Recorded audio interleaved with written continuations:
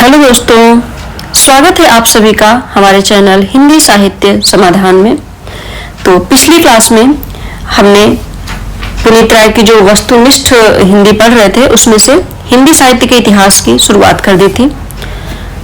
यहाँ शुक्ल जी ने कितनी धाराएं मानी हैं भक्ति काल की, वहां तक हम लोगों ने पढ़ लिया था। तो उसी से आगे बढ़ते हुए आगे के बिंदुओं को लेते हुए हम चलते हैं और हिंदी साहित्य की जो साहित्यिक परंपराएं हैं उनको और गहराई से समझेंगे। तो ये जो हमारा हिंदी साहित्य का इतिहास है, ये परीक्षा की दृष्टि से बहुत ही महत्वपूर्ण है। यहाँ से प्रश्न तो बनते ही हैं, सबको पता है। यूजीसी नेट में तो बहुत ज्यादा प्रश्न यहाँ से बनते हैं। तो इसलिए इस क्लास को आपको ध्यान से देखना है और जो महत्वपूर्ण टॉपिक हो उनको नोट कर लेना है।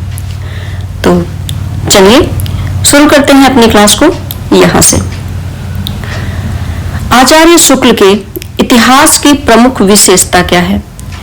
तो विशेषता है कवियों और साहित्यकारों के जीवन चरित्र संबंधी इतिवृत्त के स्थान पर उनकी रचनाओं का साहित्यिक मूल्यांकन करना।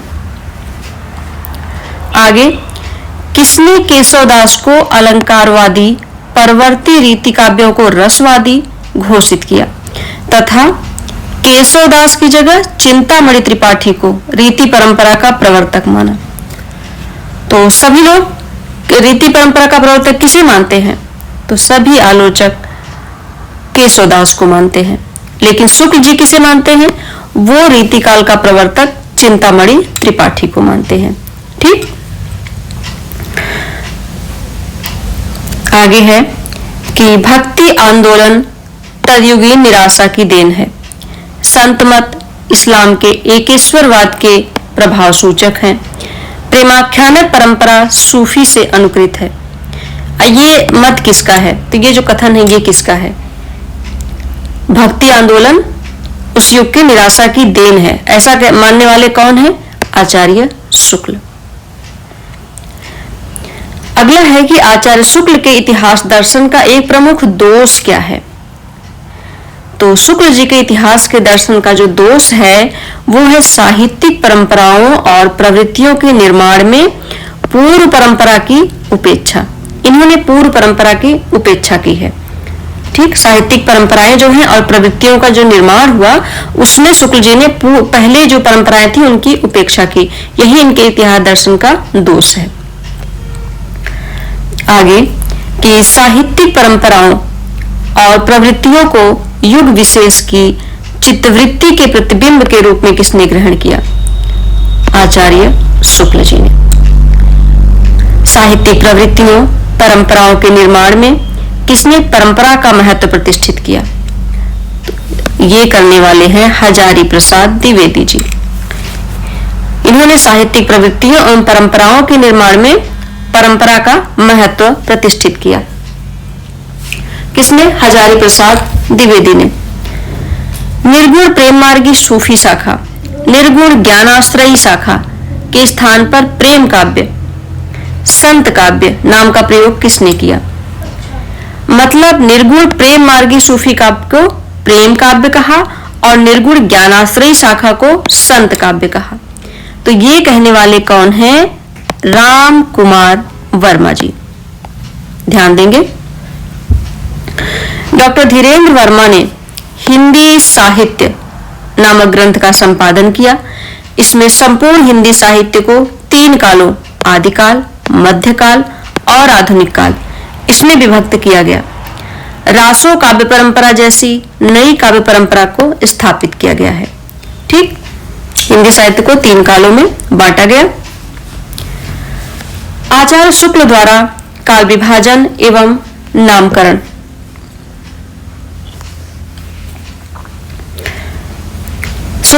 शुक्ल जी ने इतिहास का जो काल विभाजन किया है और उसका नामकरण किया है उसको हम लोग देखते हैं। तो इन्होंने अपने इतिहास को 4 भागों में बांटा: आदिकाल, पूर्व मध्यकाल, उत्तर मध्यकाल और आधुनिक काल। आदिकाल को इन्होंने क्या नाम दिया? वीर गाथा काल। ठीक, और पूर्व मध्यकाल को क्या कहा? भक्ति काल।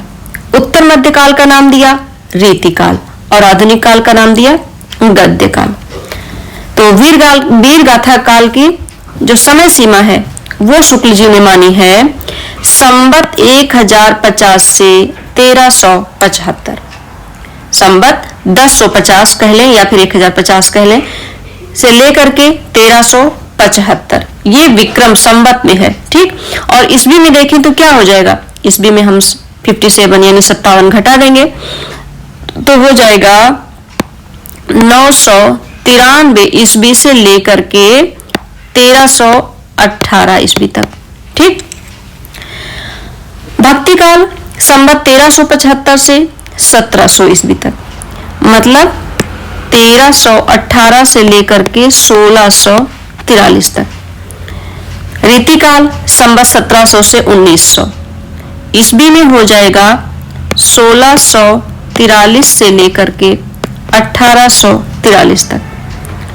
और गद्य काल का समय संवत 1900 से 1984, मतलब 1843 से लेकर के 1927 ईस्वी तक।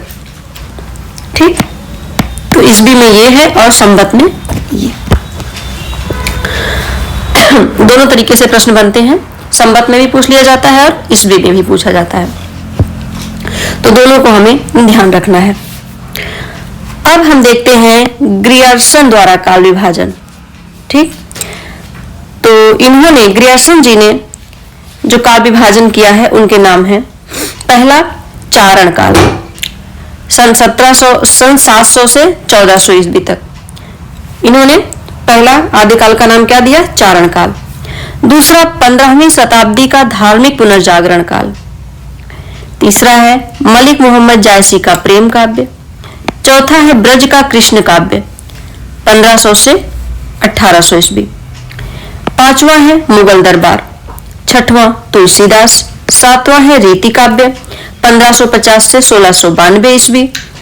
आठवां है तुलसीदास के अन्य परवर्ती 1600 से 1700 ईस्वी। फिर है नौवां 18वीं शताब्दी 1700 से 1800 ईस्वी। 10वां है कंपनी के शासन में हिंदुस्तान। 11वां महारानी विक्टोरिया के शासन में हिंदुस्तान। यहां पर इन्होंने गलत लिखा है, विक्टोरिया जो है वो छूट गया है, क्या होगा, महारानी विक्टोरिया के शासन में हिंदुस्तान। और फिर 12वां है विविध आसक्त कवि। आगे हम देखते हैं कि डॉक्टर राम कुमार वर्मा ने हिंदी साहित्य का आलोचनात्मक इतिहास ये लिखा था इन्होंने। तो इन्होंने हिंदी साहित्य का आलोचनात्मक इतिहास में 693 ईस्वी से 1693 ईस्वी तक की कालावधि को लिया है। इन्होंने अपने आलोचनात्मक इतिहास में कहां से कहां तक का समय लिया है, तो 693 ईस्वी से लेकर के 1693 ईस्वी तक। आगे साहित्य के इतिहास दर्शन को एक सुव्यवस्थित सिद्धांत के रूप में प्रतिष्ठित करने का श्रेय किसे है, तो ये है फ्रेंच विद्वान टेन को। ठीक, इन्होंने साहित्य के इतिहास दर्शन को एक व्यवस्थित सिद्धांत के रूप में प्रतिष्ठित किया था। अब हम देखते हैं आदिकाल का नामकरण जो किया था आलोचकों ने, किसने किसने क्या नाम दिया था। तो आदिकाल का नाम चारण काल किसने दिया, ग्रियर्सन जी ने। प्रारंभिक काल नाम दिया मिश्र बंधु ने। आदिकाल नाम दिया हजारी प्रसाद द्विवेदी और डॉक्टर रसाल ने। बीजवपन काल दिया महावीर प्रसाद द्विवेदी ने। सिद्ध सामंत काल किसने कहा, राहुल सांकृत्यायन ने। वीर काल कहने वाले हैं विश्वनाथ प्रसाद मिश्र। संधि काल और चारण काल ये नाम दिया था डॉक्टर राम कुमार वर्मा ने। और वीर गाथा काल ये नाम किसने दिया, तो ये दिया था शुक्ल जी ने। आगे है कि हिंदी साहित्य के आरंभिक काल को चारण काल नाम सर्वप्रथम किसने दिया, तो चारण काल नाम देने वाले हैं ग्रियर्सन। अगला प्रश्न है कि राहुल सांकृत्यायन ने सिद्ध सामंत काल की समय सीमा क्या मानी है। आदिकाल को इन्होंने सिद्ध सामंत काल कहा और उसकी समय सीमा क्या मानी, 760 ईस्वी से 1300 ईस्वी तक। ठीक, 760 ईस्वी से 1300 ईस्वी तक इन्होंने सिद्ध सामंत काल की समय सीमा मानी है। फिर आगे हम देखते हैं कि डॉक्टर राम कुमार वर्मा ने जो काल विभाजन किया उसको किस तरह से किया है, कितने कालों में किया है, कब तक किया है। तो चलिए देखते हैं। इन्होंने पहला तो माना संधि काल, दूसरा चारण काल, तीसरा भक्ति काल, चौथा रीति काल और पांचवा आधुनिक काल। ठीक, तो संधि काल को इन्होंने लिया संवत 750 से 1000 विक्रमी तक, चारण काल 1000 विक्रमी से 1375 तक, और भक्ति काल को लिया संवत 1375 से 1700 विक्रमी तक, और रीति काल का समय माना संवत 1700 से 1900 विक्रमी। फिर आधुनिक काल का समय संवत 1900 विक्रमी से अब तक। ठीक, तो ये रहा रामकुमार वर्मा द्वारा काल विभाजन। फिर प्रश्न बना है कि डॉक्टर रामकुमार वर्मा ने संधि काल के अंतर्गत किस साहित्य का विवेचन किया है। तो इन्होंने संधि काल के अंतर्गत लिया है सिद्ध साहित्य और जैन साहित्य को। सिद्ध साहित्य और जैन साहित्य को रामकुमार वर्मा ने संधि काल के अंतर्गत रखा है। डॉक्टर रामकुमार वर्मा ने चारण काल के अंतर्गत किस साहित्य का विवेचन किया है। तो संधि काल में तो इन्होंने सिद्ध साहित्य और जैन साहित्य को ले लिया, और चारण काल में किसको लिया, डिंगल साहित्य को, जहां पर वीर गाथात्मक कविता लिखी जा रही थी, वह उसको इन्होंने चारण काल के अंतर्गत लिया। अगला, आचार्य शुक्ल ने हिंदी साहित्य का आरंभ कब से माना है। तो इन्होंने माना है 10वीं शताब्दी से। फिर है कि साहित्य का इतिहास लिखने में सबसे बड़ी समस्या क्या थी। तो सबसे बड़ी समस्या जो थी वो थी काल विभाजन और नामकरण की। नामकरण की और काल विभाजन की सबसे प्रमुख समस्या थी साहित्य का इतिहास लिखने में। काल विभाजन का मुख्य आधार क्या है। आधार है प्रकृति विशेष का मूल प्रेरणा स्रोत। फिर गारसादत्त तासी ने अपने ग्रंथ इस्तवार दा लिटरेचर एंदुई हिंदुस्तानी में हिंदी और उर्दू के कुल कितने कवियों को संग्रहित किया है। गारसादत्त तासी जो फ्रेंच विद्वान थे, इन्होंने जो फ्रेंच भाषा में अपना इतिहास लिखा वो कौन सा इतिहास था, इस्तवार दा लिटरेचर एंदुई हिंदुस्तानी। तो इसमें हिंदी और उर्दू के यहाँ पे होगा हिंदी और उर्दू के कुल कितने कवियों को संग्रहित किया। तो कुल 738 कवियों को, जिसमें 72 हिंदी के कवि थे, बाकी सब किसके थे, उर्दू के कवि थे। केवल 72 हिंदी के कवि लिए, बाकी सब इन्होंने उर्दू के कवि लिए थे। इतिहास लेखन में शुक्ल जी का पहला कदम क्या था। तो इनका पहला कदम था अपभ्रंश साहित्य को हिंदी से अलग मानना। ठीक, इन्होंने अपभ्रंश साहित्य को हिंदी से अलग माना। आचार्य शुक्ल के इतिहास में विवाद का विषय क्या था।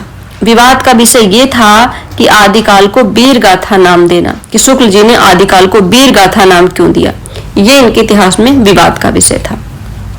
हिंदी साहित्य के इतिहास में दोहरे नामकरण की प्रवृत्ति का आरंभ किसने किया। तो दोहरे नामकरण की प्रवृत्ति का आरंभ करने वाले आचार्य शुक्ल हैं। इन्होंने दोहरा नामकरण किया है। आचार्य शुक्ल द्वारा प्रस्तुत नामकरण में किन नामों पर विवाद रहा है। तो वीर गाथा काल और रीति काल पर, इन्हीं दो कालों पर विवाद रहा है, एक वीर गाथा और दूसरा रीति काल। आगे है हिंदी भाषा और साहित्य का विकास। सन 1930 नामक ग्रंथ के रचयिता कौन है। तो ध्यान रखेंगे, हिंदी भाषा और साहित्य का विकास लिखने वाले अयोध्या सिंह उपाध्याय हरिऔध जी हैं। आगे डॉक्टर रामकुमार वर्मा ने अपने इतिहास में किस काल तक विवेचन किया है। तो इन्होंने केवल भक्ति काल तक विवेचन किया है। अगला प्रश्न है कि जॉर्ज ग्रियर्सन ने अपने ग्रंथ में कुल कितने रचनाकारों का परिचय दिया है। तो ग्रियर्सन जी ने कुल 942 कवियों का परिचय दिया है। हिंदी साहित्य का केवल प्रवृत्तिगत विभाजन सर्वप्रथम किसने किया? तो प्रवृत्तिगत विभाजन करने वाले हैं ग्रियर्सन। आगे, साहित्य के इतिहास का कालगत विभाजन करके नामकरण किसने किया? तो ये करने वाले हैं मिश्र बंधु। इन्होंने कालगत विभाजन किया और फिर उसका नामकरण किया। तो अब हम देखते हैं मिश्र बंधुओं द्वारा किया गया काल विभाजन और नामकरण। तो इन्होंने प्रारंभिक काल, आदिकाल को प्रारंभिक काल नाम दिया और समय संवत 700 से 1444 विक्रमी तक। प्रारंभिक काल को भी इन्होंने दो भागों में बांटा, पूर्व प्रारंभिक और उत्तर आरंभिक। संवत 700 से 1343 और 1343 से 1444 विक्रमी। दूसरा इन्होंने माध्यमिक काल, जिसका विभाजन भी इन्होंने दो भागों में किया, पूर्व माध्यमिक काल और उत्तर माध्यमिक काल। केवल माध्यमिक काल का तो पूरा दोनों को मिला के ले लेंगे तो 1445 से 1680 ईस्वी तक, अलग अलग करते हैं दोनों को। पूर्व माध्यमिक काल संवत 1445 से 1560 विक्रमी और उत्तर माध्यमिक काल है संवत 1561 से 1680 विक्रमी। तीसरा अलंकृत काल, रीतिकाल को इन्होंने क्या नाम दिया था? अलंकृत काल। आदिकाल को प्रारंभिक काल कहा, भक्ति काल को माध्यमिक काल कहा और रीतिकाल को अलंकृत काल कहा। इसका समय माना इन्होंने संवत 1681 से 1889 विक्रमी तक। ठीक, 1889। एक सेकेंड।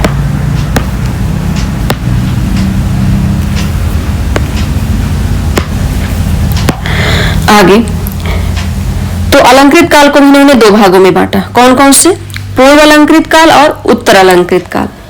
पूर्व अलंकृत काल का समय 1681 संवत 1681 से 1790 विक्रमी और उत्तर अलंकृत काल संवत 1791 से 1889 विक्रमी।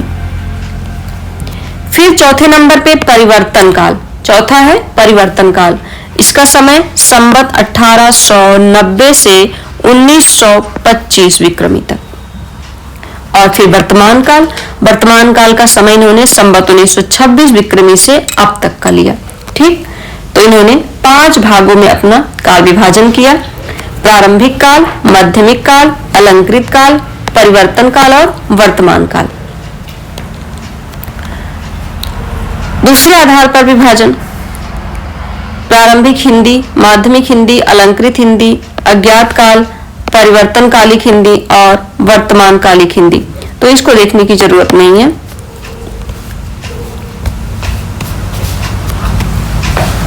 यहाँ पे कुछ तथ्य दिए हुए हैं, इनको पढ़ लेते हैं।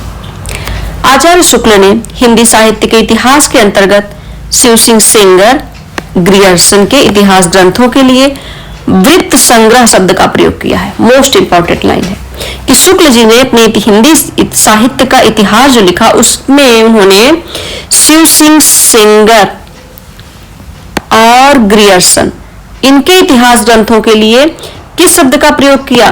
तो वृत्त संग्रह का। ठीक, वृत्त संग्रह से तात्पर्य है साहित्यकारों व साहित्यिक रचनाओं का परिचय प्रस्तुत करने वाली कृतियां। वृत्त संग्रहों की यह परंपरा नाभादास के भक्तमाल से 17वीं सदी से प्रारंभ होती है। ऐसे ग्रंथों में 252 वैष्णवन की वार्ता, 84 वैष्णवन की वार्ता, भक्त नामावली, कविमाला, गुरु ग्रंथ साहब, कालिदास हजारा, सतकवि गिराविलास आदि उल्लेख्य है। तो इसमें बस इतना ही ध्यान देना है कि इन्होंने शिव सिंह सेंगर और ग्रियर्सन के इतिहास को क्या कहा? वृत्त संग्रह। 19वीं शताब्दी में वृत्त संग्रह के रूप में लिखित इतिहास ग्रंथ तासीकृत इस्तवार लिटरेचर एंदु हिंदुस्तानी मौलवी करीमुद्दीन का है। तजकुआ सुवराय तजकिरा सुवराई हिंदी, तबकातु सुवरा या फिर तजकिराई सुवराई हिंदी। ग्रियर्सन का the modern vernacular literature of Hindustan. आगे doctor Govind Trigunayat, doctor Uday Narayan Tiwari, doctor Mahendra Nath Dubey आदि विद्वानों ने भाषा की दृष्टि से काल विभाजन किया है, जो कि इस प्रकार है। पृष्ठभूमि को उन्होंने क्या कहा? अवहट्ट काल कहा। उन्मेष काल भाषा ब्रज बोली, पुरानी ब्रजी, कौरवी या खड़ी बोली एवं अवधि काल। पूर्व भाग ब्रज भाषा अवधि काल, उत्तर भाग खड़ी बोली काल। जनता की चित्त वृत्तियों की परंपरा को परखते हुए साहित्य परंपरा के साथ उनका सामंजस्य दिखाना ही साहित्य का इतिहास कहलाता है। मोस्ट इंपॉर्टेंट कथन है। किसका है ये? शुक्ल जी का है कि चित्तवृत्तियों की परंपरा को परखते हुए साहित्य परंपरा के साथ उनका सामंजस्य दिखाना ही साहित्य का इतिहास कहलाता है। ये कहने वाले हैं आचार्य शुक्ल। हिंदी साहित्य का पहला इतिहास किस भाषा में लिखा गया? तो सबसे पहला इतिहास जो था वो फ्रेंच भाषा में लिखा गया, गार्सा द तासी के द्वारा। हिंदी का संत काव्य पूर्ववर्ती सिद्धों व नाथ पंथियों के साहित्य का सहज विकसित रूप है। ये मत किसका है? ये मत है आचार्य हजारी प्रसाद द्विवेदी का। आगे हिंदी के प्रेमाख्यानों का मूल स्रोत संस्कृत, प्राकृत व अपभ्रंश की काव्य परंपराओं में किसने सिद्ध किया है? तो ये सिद्ध करने वाले हैं आचार्य हजारी प्रसाद द्विवेदी। ठीक, तो दोस्तों आज की क्लास में हमने हिंदी साहित्य के इतिहास को विस्तार से समझा और इसको पूर्ण किया। तो जो बातें आज हमने पढ़ी वो बहुत ही इंपॉर्टेंट हैं, उनको आप लोग जरूर ध्यान देंगे और नोट भी कर लेंगे। जो बार बार परीक्षा में पूछे जाते हैं, इनके समय, काल, नामकरण, ये सब आप लोग ध्यान रखेंगे। उम्मीद करती हूँ आप लोगों को ये क्लास अच्छी लगी होगी।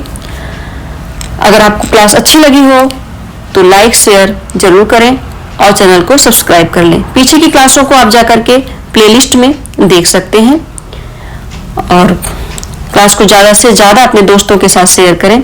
ठीक, मिलते हैं अगली क्लास में जहां से हम आदिकाल को देखेंगे। ठीक, तो क्लास को देखने के लिए आप सभी का बहुत बहुत धन्यवाद।